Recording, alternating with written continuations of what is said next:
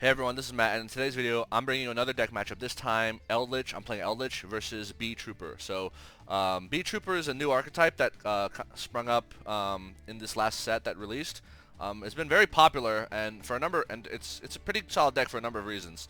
But before I get into that, yeah, I am playing. This isn't the Duelist Cup, and I've already reached Duelist level 19. I feel like this is literally like my first day playing the Duelist Cup, and I'm already like, Duel's level 19. I feel like this, I don't know, it's kind of a breeze so far. But I guess we'll see how long it takes me to get to 20, right? Because I hear a lot of people complaining that it takes too long to get to 20. Anyway, so yeah, Beetroopers. I think it's a really cool archetype. Like, if you're into, a lot of these insect type Pokemon, not Pokemon, what am I saying? Insect monsters are really cool looking, right? They got a bunch of support. They have the ability to search insects in their deck, which means they can search Maxi, right? Which is the hand trap floodgate that lets them draw every time you special summon. They can search Retaliating Sea, which is another floodgate, which basically they can summon onto the field after you play a spell, and while it's on the field, like every card, it's basically like a Dark Law, right? Like cards get banished instead of going to graveyard. They can also search any of the insect kaijus, right? The Sticky String Kaiju or Godarla, right? Literally searchable in their archetype. So that's pretty cool. Yeah, and then their boss monster is like kind of like this untargetable, indestructible 3000 3K beater, which while you have it on the field, you can basically recycle their trap card, their counter trap card, which is basically like a card that says, if your opponent has activates a monster effect while you have a Beetrooper on the field, negate the effect and destroy it. And then when it's in the graveyard, they can literally banish it on their, banish an insect monster in their end phase and then set it back to the field. So very interesting, right? However, like the deck has some clear weaknesses, which we're about to explain now. So let's get started. I did lose the coin toss, but it doesn't matter. I'll be going second here. So he's gonna summon a bunch of bees, right? I'm gonna get stung for 200, right? Bee token, okay. Insector, yeah, so the Beetrooper archetype does utilize Insector link monsters. Okay, Beetrooper Armor Horn, like, I think it's really cool that, so all their monsters are insects, and they're either earth or wind. Like, all their flying insects are wind, and all their, like, ground-based insect, like, their non-flying insects are earth. So I think that's really cool. Like, look at the art on this. It's a very cool archetype. Like, I'm, honestly, like, I maybe one day I'll build this, just because of how cool it looks, right? Like, look at this monster right here, like Doom Dozer, right? It's just like this big-ass centipede. It's a cool archetype, not gonna lie. Alright, and I think, I don't know, like, I would think that the Beetrooper archetype, should do its thing, but it should also play the Destroyer Phoenix Enforcer package, right? Just because it's just like a, they have so many extenders, and it's very easy to go into Anaconda and end on DP along with their regular board. Anyway, alright, so here is their big boss monsters, the giant Beetrooper Invincible Atlas. Awesome freaking name, right? Like, great name. And look at this artwork. It's literally like, and this guy got the highest rarity, so I bet he probably bought like 10 packs of that set, pulled this, and like, all right, motherfuckers, I'm gonna make a Beetrooper deck. I mean, I would, like, if I pulled this, but yeah. So look at this art. It's beautiful. It's literally a fortress, like, on the back of a giant majestic beetle. It's freaking awesome, right? So its effects: while this link summon card has 3,000 less attack, your opponent cannot target this card with card effects. Also, it cannot be destroyed by your opponent's card effects. You cannot special summon monsters. Insect monsters. You contribute one insect monster and activate one of the following effects. You special summon a Beetrooper from deck, or gain 2,000 attack till the end of this turn. So, yeah, this can become a 5K beater, but if it does, it loses protection. So, yeah, really good. Anyway, he's gonna keep extending. He's gonna tribute this insect to bring out the Sting Lancer. Another awesome looking monster. Like, look at this. It looks like a cybernetic version of like Beedrill from Pokemon. Like, it's so cool, right? Yeah. So the reason behind this guy is, well, twofold. One, it has a hand effect which says, oh, during the main phase, you can target an insect monster in your graveyard and one monster in your opponent's graveyard.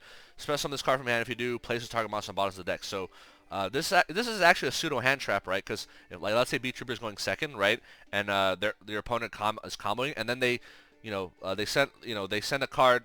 Let's say they use Foolish Barrels to mill Water Enchanters of the Temple, right, or some monster with like an important graveyard effect. They can literally like just chain, Beetrooper Sting Lancer, and bounce that monster back into the deck. Well, actually that's not true. They have to have an insect monster of their own. But if they have a Max C or one of the other like C cards, it's possible, right? But the main reason they special summon this card is for its second effect, which when this card is normal special summon, you can add a Beetrooper spell trap from your deck to your hand, right?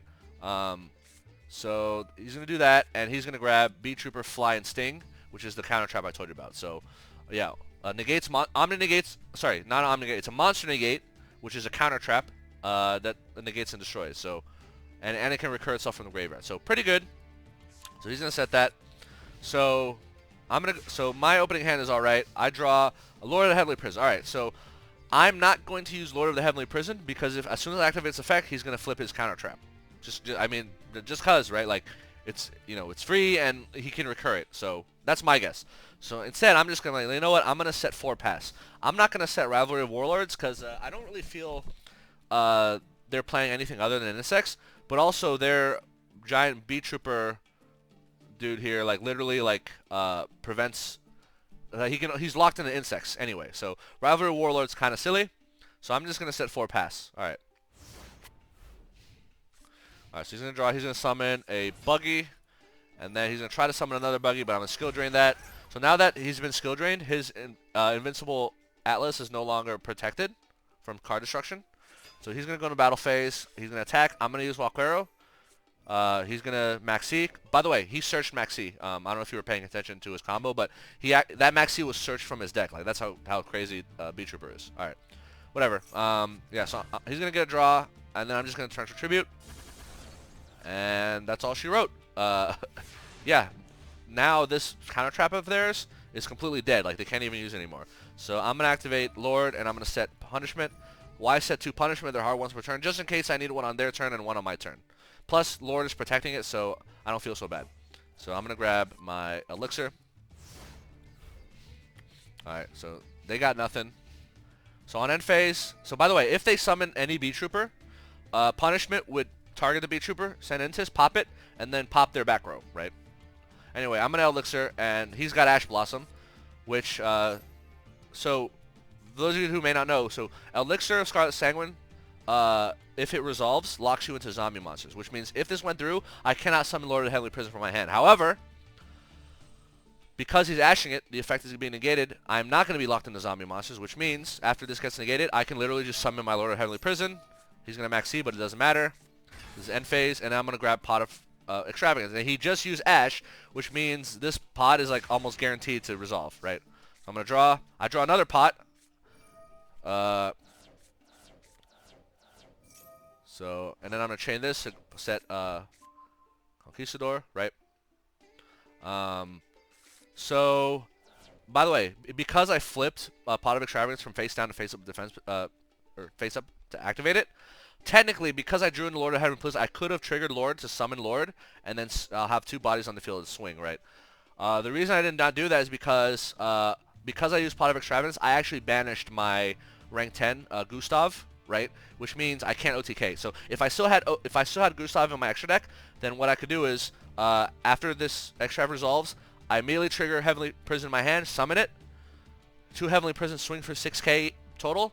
Main phase 2, make Gustav, burn for 2k, and then that's 8k. However, I did not have Gustav in my hand, so I cannot OTK. So I do not use my Lord. Instead, I just swing for 3,000. Main phase 2, I activate Lord, and I set Torrential Tribute. Yeah, like this game is like pretty over. He's gonna set defense. It doesn't matter. End phase, I'm just gonna summon Conquistador, so I can trigger Lord, and then Lord is gonna grab me Elixir. Look at this. Look at this card advantage I have. He has 4 cards total. I have 8 on the field, 2 in the hand. 9, 10, or 9, and then yeah, this game is completely over. I'm surprised he hasn't scooped. There it is. And I drew Ice Dragon's Prison too. Ice Dragon's Prison will literally, like, I mean, since his deck is all insects, if for some reason he survived this and he tried to go into a pop my skill drain or whatever, went into an insect combo, yeah, he's done. But like, yeah, there was no coming back from this. I had too much attack on my field. It wasn't gonna happen. So yeah, that's how you beat Beetroopers.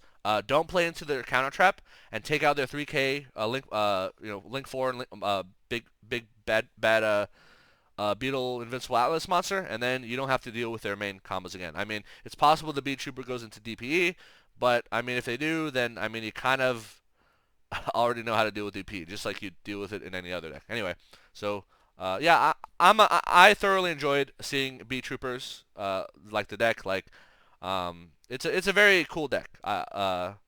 Even though it is a combo deck, I can't see myself playing it just because how cool the art works and like how all the bees interact. Like even like the little bee that like pokes you for 200 life points. It's just funny to me, right? Like it makes sense. Like you have this small little bee and it pokes you for 200 damage. Like it's funny. Anyway, all right. Thanks for watching. Hope you all learned something and that you enjoyed the video. See you in the next one. Peace.